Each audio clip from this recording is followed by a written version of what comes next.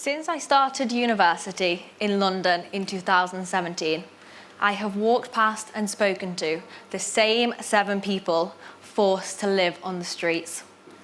That means for at least 3 years, they have been left, forgotten about by their own government and the majority of society. Forced to sleep in boxes, wear dirty, wet clothes, eat scraps from bins, and beg for money. Literally left for dead. With only a few charities running over capacity and understaffed to look to for help. When asked for help, how many of us respond with the words, "No, sorry, I haven't got anything on me"? That is, when we actually decide to look up and notice them, disgusted at them even having the nerve to ask us for money, judging them for drinking at 10 a.m. and for wearing dirty clothes. How dare they come out of the shadows to which we have banished them to? How dare they remind us of their own existence? But mainly, we respond with silence, taking no notice of the people we walk past, ignoring and normalising their struggle at the same time. We have to ask ourselves why. Why do we treat other human beings as if they are invisible, unworthy, and unvalued? Even though it could be any of us. With most of us being just 6 paychecks away.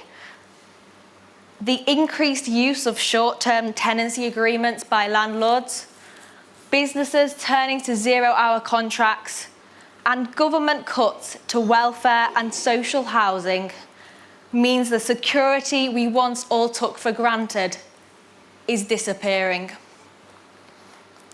It isn't a coincidence that homelessness has increased by 165% since 2010.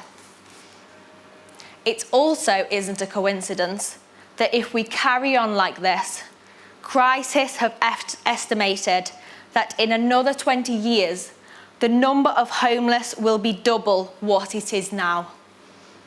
So why are we carrying on like this?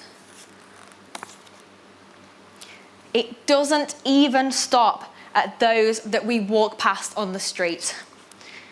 In fact, that's just the tip of the iceberg.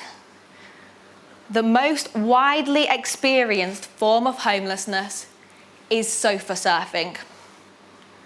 Constantly feeling like a burden on others with no true place to call home. Not even important enough to be factored into statistics. The situation is way bigger than any of us realise. Those that we walk past and those that walk past us are all part of this crisis we desperately need to address. We need to start not only seeing what is in front of us, but seeing it as something we can resolve. Homelessness can be reduced and it can end. All of us can help by supporting charities that work on the front line and by protesting against the increased use of short-term tenancy agreements that are crushing so many people's lives. But maybe the simplest thing that we can start doing is see those that we walk past as people, not scenery.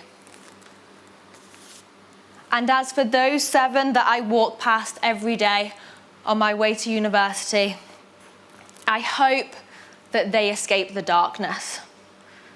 Instead of continuing to be shadows in the background, having the ending like so many other homeless, dead and forgotten. Thank you.